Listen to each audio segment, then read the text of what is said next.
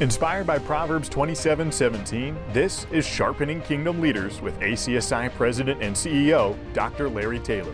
Hear inspiring stories from Christian school leaders from around the world and be challenged to continue running the race to advance Christ-centered education. Well, hi again, everybody. Welcome to another episode of the Sharpening Kingdom Leaders Podcast. I'm Josh Warden with ACSI. We've got another great episode today. We're featuring Chris DeSanctis and Gateway Academy, located in New York. Chris DeSanctis is their head of school, and it's a growing school. They just moved up all the way to a full high school. In fact, just graduated their first senior class recently. And it was on the day of that graduation that Dr. Larry Taylor sat down with Chris DeSanctis to discuss his school's history, as well as factors in their school's growth, what ministry looks like in New York and on Staten Island in particular. So a lot of great topics. Hope you enjoy this conversation between Chris DeSanctis and Dr. Larry Taylor. Well, good morning. I am at Gateway Academy in beautiful Staten Island, New York, and I am with the head of school, who is in his 10th year, Chris DeSanctis. I am blessed because this is their first graduating class, and I can't believe I'm doing a podcast with the head of school on the morning before graduation, his first graduating class. I would be schizo. This guy's calm and everything. But Chris, thank you so much. Oh, my pleasure, Larry. We first met out in California. California, right. At a meeting, and I remember you telling me that that you were going to be at a school. You were at a school, and it was going to be the only Christian high school in Staten Island. And so fast forward now a few years, and I have the honor of being with you during your first graduating class. Yeah. I just think that is such a blessing. First of all, just tell me a little bit about you and your family, and then a little bit about the uniqueness of Gateway Academy. Sure. Well, I'm married to Deneen. I have three wonderful children, Christopher, Amber, and Reagan. They all attend school here. Wow. All three of them will be in high school next year, which is very exciting for us. And we've had a great experience at Gateway Academy, both as parents and as a head of school here. It's a wonderful school culture to work in. And I think more than anything, what we offer here for staff is staff culture. It's a fun place to work. It's mission-centric, and it makes it very interesting for people to come here and be a part of the Gateway family. Well, it's got to be pretty special. All your kids are here, and I remember the days when all my kids were at the same school that I was at. When you think about Gateway, and you think about the journey that you've been on in Christian education, share a little bit about prior to Gateway. I mean, how the Lord brought you into Christian education. Sure. And anything about your pilgrimage as a Christian school educator. Well, I have to go back to the beginning when I was a young man growing up in Connecticut. I was going to an independent private school at the time, and my parents came across this Christian school in Trumbull, Connecticut, and it was a little less expensive than that independent private school I was attending, and they just made the decision to send me there. And I really think obviously God had his hand on that. Yeah. And long story short, by the time I was in 5th grade, I was in the head of school's office, and I prayed to receive Christ there. And so that's where I found the Lord. I found the Lord through a Christian school ministry. And so they mentored me in my faith and my Christian worldview and my character. And that's what really, I think, started me off in Christian school education. From that point on, I attended Christian schools at the college level, at the graduate level at Regent University in Virginia. And then I started working in Christian schools. A big Christian school in Fremont, California.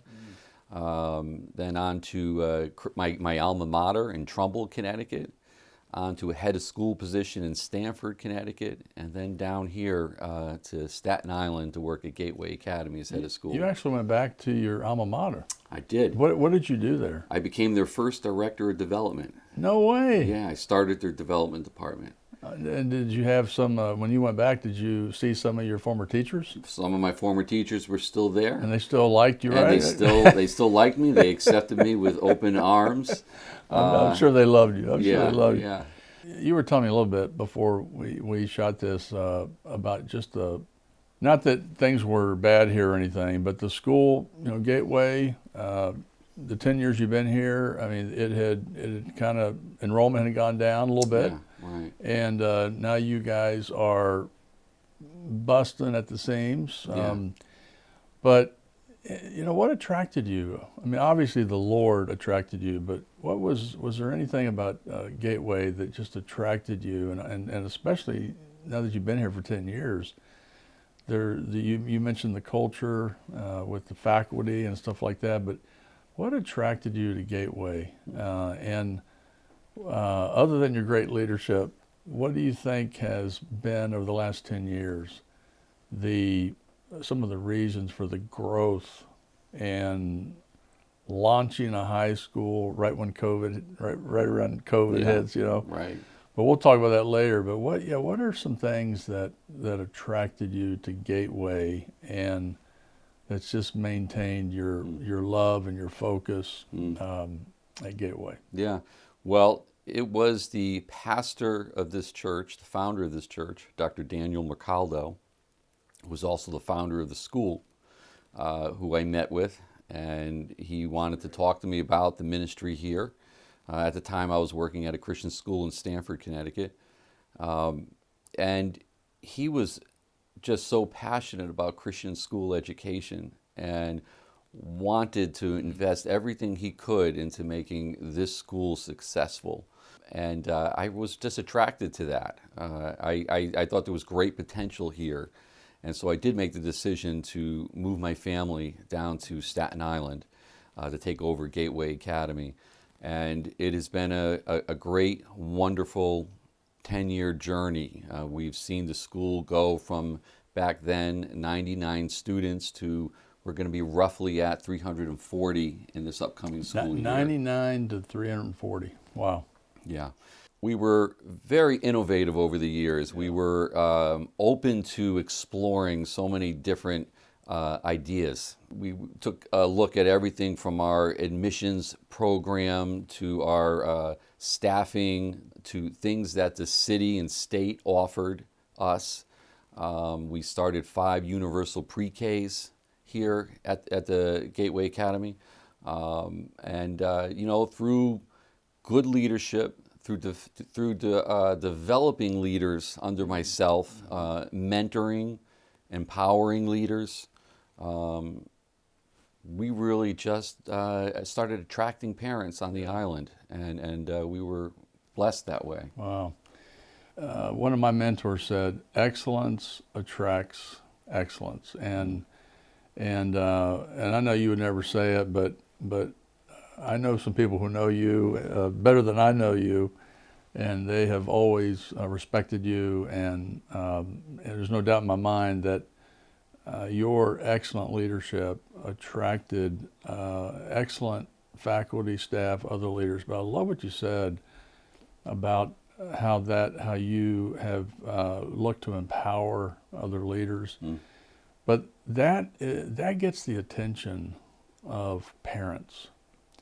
And one thing, I've been all over the world now as president of ACSI, and the one, maybe two, but at least the one big thing that, regardless of country, culture, every parent loves their babies. That's right. And they want the best for their babies. That's right. So it blesses me that at Staten Island, we have a leader like you, and the culture and excellence that you've developed here is, and the Lord doing it the right way, Christian education, that has attracted parents. I mean, that has attracted families that have to make a decision, a tough decision to invest their own dollars into what's best for their babies. Yeah.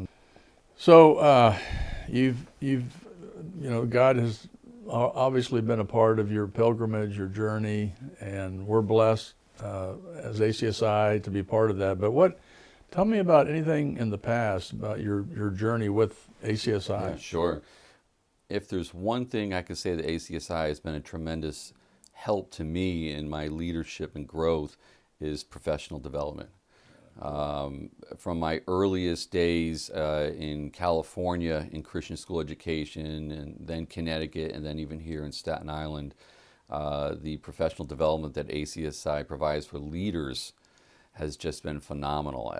I think there's nothing more important for a leader than to understand that we need to continually grow and continually find ways to do things better. And ACSI's leadership programs have helped me tremendously. Not only the presentations and the presenters that you've provided, but the opportunities to network with other leaders within those programs. I have met people who have become not only lifelong friends through ACSI's professional development seminars, but they've become mentors of mine. And I love to steal ideas. Yeah, we all do. We all do, and so they share and mentor me, and then I pass it along to others as well, and we all try, because we're all involved in the same mission of nurturing children in Christ. And so if there's anything that I could point to with ACSI, it's your opportunities to provide professional development have been amazing. Well, I really appreciate you saying that, because that's been, it'll continue. I think it's actually one of our top priorities at ACSI is to invest. In Vision 2030, we've adopted 4 growth initiatives, and one of those growth initiatives is to invest in our educational resources, one being at the top of the list, professional development. So I appreciate what you said. Yeah, in fact, I'm heading down this September to your public policy forum. All right. Yeah. To the summit in D.C. To the summit at the Bible Museum. Yes. Yeah. That well, a lot of people rate our ACSI as far as the value proposition. The public policy, legal, legislative is one of the top. Behind the scenes, one of the top value propositions of ACSI, and I didn't even realize how much, when I was the head of school, I didn't realize how much ACSI did in DC to focus on the protection of our religious liberties. So I'm glad you're going down there. Question, Staten Island. Every community has its uniqueness, even challenges. Tell me about Gateway Academy in Staten Island. Anything specific that's a challenge, or I mean, a lot of leaders will be watching this, so they all have their own demographics. They all have their own, their state, their community, whatever. But yeah, tell me about Staten Island, because us guys who don't live in New York, we have, and plus you've already told me we're at the king seat of the best Italian food, right? That's right. It's all not just here. Italian food, but not the just culture. But culture. The culture. Yeah. I love that. Yeah, I was sharing with you earlier that Staten Island is Richmond County, and we have more Italians here per capita than any county in the United States. And so, of course, that equates to good Italian food. I like that. But what else it equates to is it's a heavily populated Catholic area. Okay, yeah. And so that brings a certain dynamic to our school. I have just as many Catholics here as I do Protestant evangelical families. And I think any Christian school that wants to thrive in this area, has to understand the population and needs to create its admissions policies accordingly and its marketing accordingly to that demographic. And I think we've done that pretty well. We concentrate on the majors of our theology and faith, and not as much on those things that sit on the peripheral that might divide. And that's helped us to have a healthy environment of Catholics and Protestants and evangelicals here all together. I mentioned We have to get to know that community, that culture, and I just think it's great that you've been able to attract Protestants and Catholics to this academy. We all know historically Protestants and Catholics sometimes don't mix very well. Yeah. But thank you for not compromising the commitment to kingdom education, but also doing it in such a way that catches the eye, the heart of someone, whether it's a Catholic, maybe even a non-Christian family. Thank you for doing it. I said earlier, excellence attracts people. If I could share one thing on that note, I've had more Catholic families who have joined us over the 10 years, and after a few years of being here, I've had this comment come back to me. My son or daughter knows more about the Bible in their CCD classes than anyone else in the class. Wow, I love get that all the time. I love that. Yeah, and that just makes my heart full to know what's going on in our Bible classes and what our students are learning and taking home with them. Yeah. Well, I've always said Protestants can learn a lot from our Catholic brothers and sisters. Yeah. And vice versa. Yeah. What challenges do you see students facing? I mean, we all kind of universally, we see just the incredible challenges. But, from your angle, from the Northeast, from Staten Island, what are some of the challenges you think you're getting ready to hand a diploma out to 12? You and these families are shooting those arrows out into the real world. What are some of the challenges you sense that these kids are going to be already facing? They're going to be facing, and the second add-on to that is, what have you guys done as a school? I know that church and family play a major role, but as a school, to prepare the students for the culture, the challenges and the preparation. Sure. Well, the challenges, we live in a very, very secular area of the country. So even running a Christian school in this area, you really have to think outside of the proverbial box. Whereas in some other places, you have a built-in community ready for your school. You mean this is not like the Bible Belt? No, this is not the Bible Belt. It's not like the South? No, it's not. But God has called us to this area and called us to serve in Christ-centered education here. And so we have to take on that challenge and be successful in it. And so we found ways to do it. But the challenge is, it is a heavily secular area, and the influences on our kids in this area are great. The pull on them towards the world is great. As far as teachers and administrators, our ability to speak into the lives of our students is so important.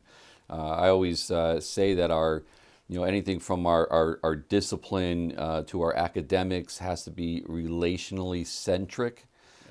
Discipline has to be relationally centric. Management of students, relationally centric. Academics, relationally centric. We need that relationship with the students in order to invest in them spiritually and academically successfully. Love that. And I think our teachers here at Gateway Academy do that so well. And of course, that comes from the top down. You really have to be deliberate in creating that kind of relational school culture. And I think if you were to talk to any parents of ours, they would say this is a fantastically relational place. And that's one of our hallmarks. But what do we want to see in our graduates? We prepare them here, and what would we like to see them do when they move on from us? I could think of a few things, a lot of things, but what's most important? We want them, to become Christ thinkers. We want them to have a voice in the public square, but we want that voice to be gracious, generous, but yet filled with truth, and to think like Christ as we engage the public sector. I think for our graduates to have a voice in the public sector would be a big win for us. Yeah. And two, I want to see our graduates, and I hope we're preparing them for this, but I want to see them embrace and enhance and redeem the culture where we can. Yeah. Take social media or AI, for example. We can use these things for good. That's right. AI probably has educators very worried, but we would like our students to embrace these new technologies and use them for God's glory and whatever comes after AI. So in ways that we can, we want our students to embrace and redeem culture. And third, we want our students to become servant leaders, just as Christ was a servant leader. And not only to make the world a better place, of course we want to make the world a better place, but Christ was a servant leader, and we want to mimic Christ. And so we want nothing more for our students than for them to mimic Christ as servant leaders as they go off from us into the world. Yeah. So I tell you, because I love that.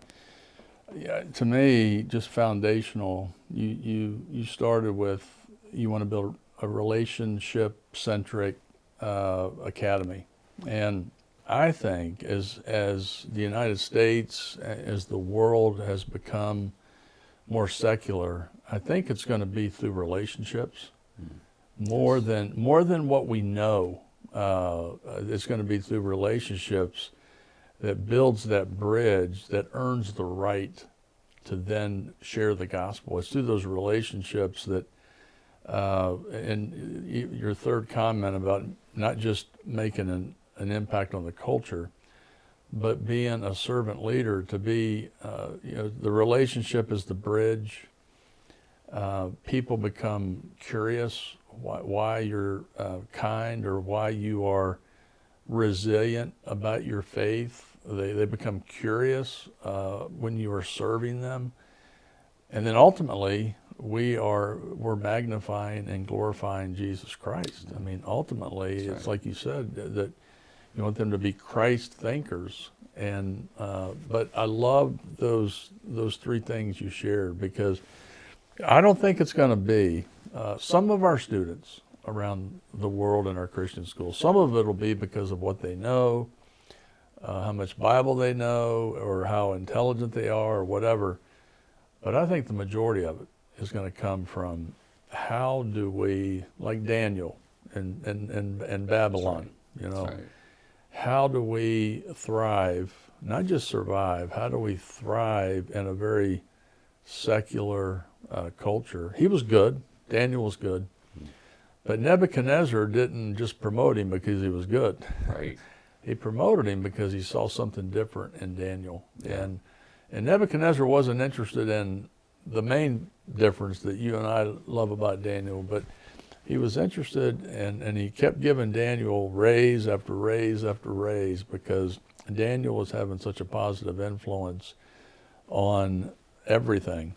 And so I appreciate that. I appreciate that more than you know. I think that is going to be one of the distinctive factors of Christian schools today and until Jesus comes back, that we would be focused on Christ, but we would be relationship oriented. I would even go further with relationships. It's not only a relational culture for our students, but our staff. It's hard to find teachers who can accept the pay that we offer in New York City when competing with the public system. But we can offer a relational staff culture for our teachers. Good. And I could say that's all our teachers are returning next year. And in large measure, they're returning not because of our salaries, but they're returning because of this culture that we offer them. That's a great point. But there's something about, as a faculty staff member, to be a part of a community that's committed to a transcendent purpose, something that's bigger and more important than just an education. Yeah. And talking about that, what have you seen on the Christian education terrain that has either been different how it's changed or consistent? Anything? I mean, what have you seen change over time? Well, I can tell you for sure that I have seen a change in students, and that has changed how schools function. I think students are dealing more with anxiety today than I've ever seen in my past, especially since COVID. And it's a real thing. Sometimes you want to brush that off as just a few bad weeks a student may be having, or let's get on with it. But no, I've come to the point where there is a real anxiety issue with many students. And that has changed somewhat how we have had to mentor into the lives of students, from professional development to training teachers. How do we deal with this new dynamic that wasn't so big before?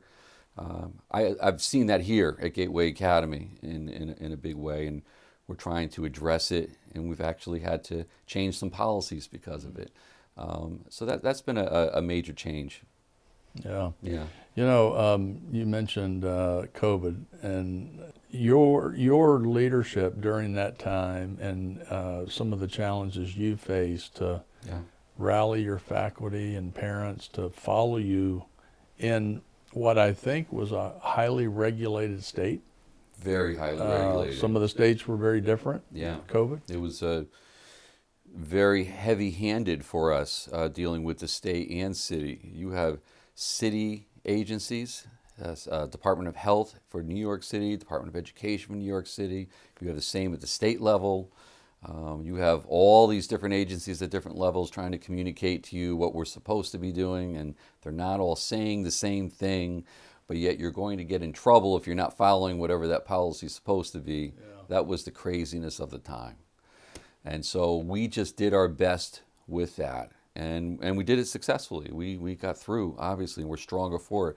There were several schools around us, I would say in a 5-mile vicinity of Gateway Academy, that closed because of COVID, because of the regulations, because of the pressure that was happening. But we ended up growing and being stronger for it. Praise to God.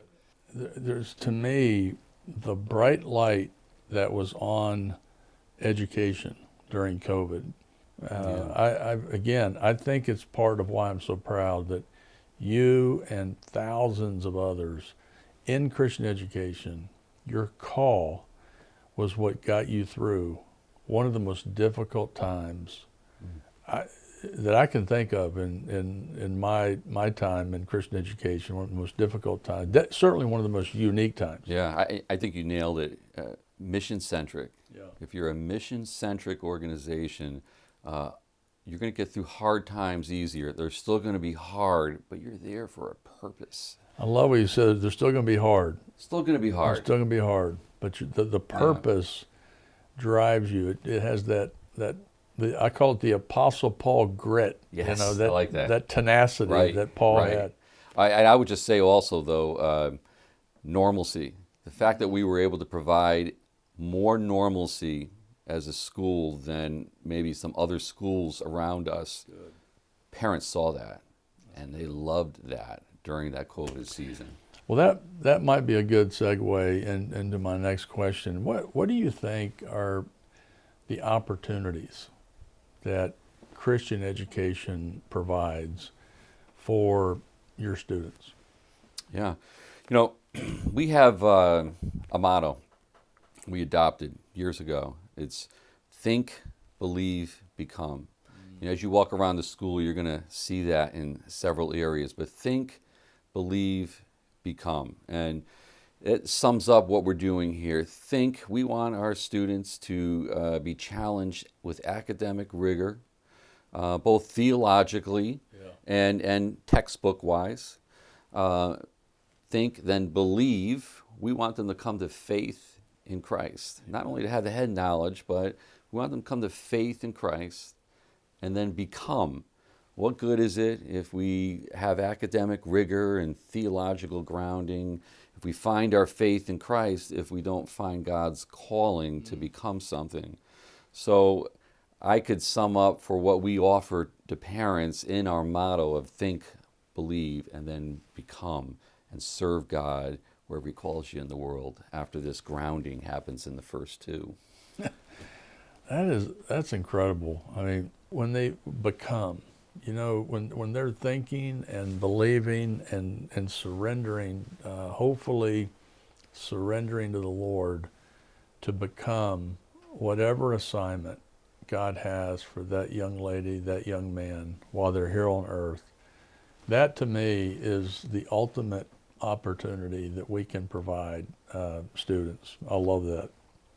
Anything else you would add? I mean, so just think about young or elder leaders that are watching this.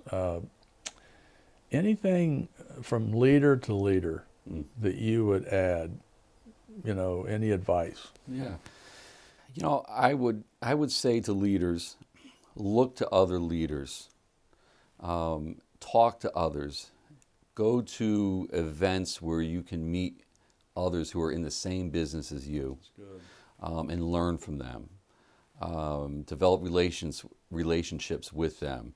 I could say that, so much of what I've done here at Gateway Academy with my team has been because of what we've learned from other people, what we've learned from ACSI, what we've learned from ACSI events with people we've met there. Never stop that culture of learning.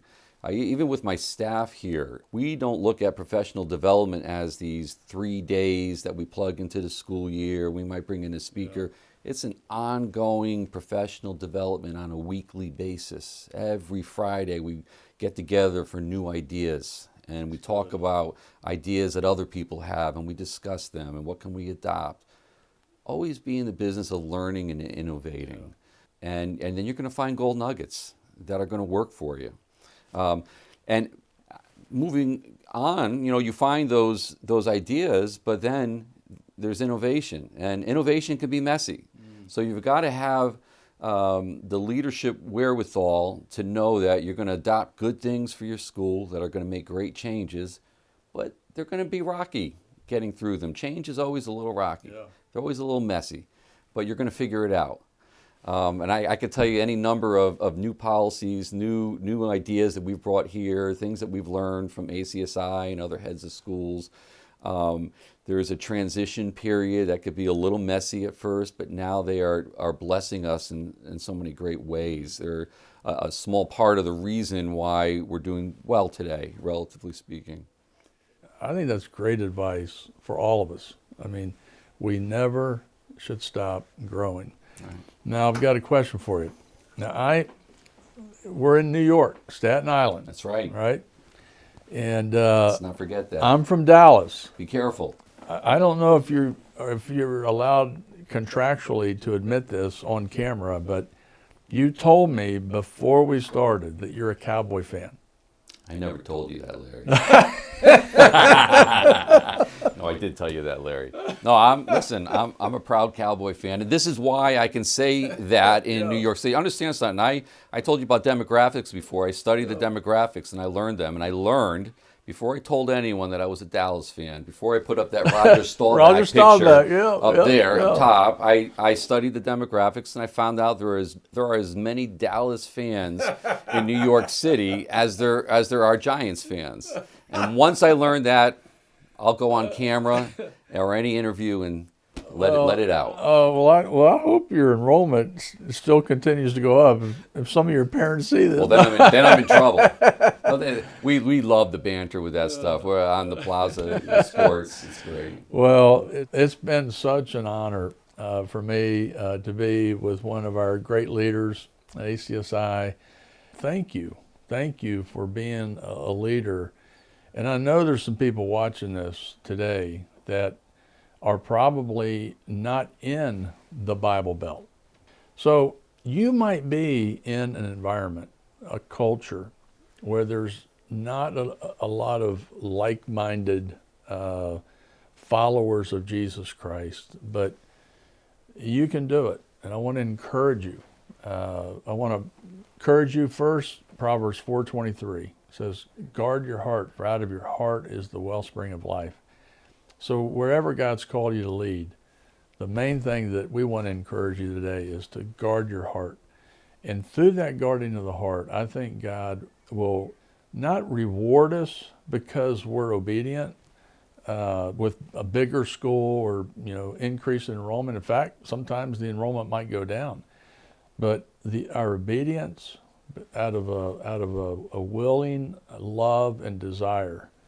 We've guarded our heart. We Romans 12:2. We're renewing our mind every day as leaders. God will bless us to be in communities, whether it's in the Northeast, the Bible Belt, in India, South America, Europe, wherever, with an opportunity to develop a culture where kids can really come to know Jesus Christ and go off to impact their culture for Him and for the kingdom. Thank you. Thank you, Larry. Thank you for the job you're doing with ACSI. Thank you, buddy. Thank you so much. Thank you. Well, thank you again for tuning in to the ACSI Sharpening Kingdom Leaders Podcast. Until next time, I'm Josh Warden with ACSI. Thanks for tuning in.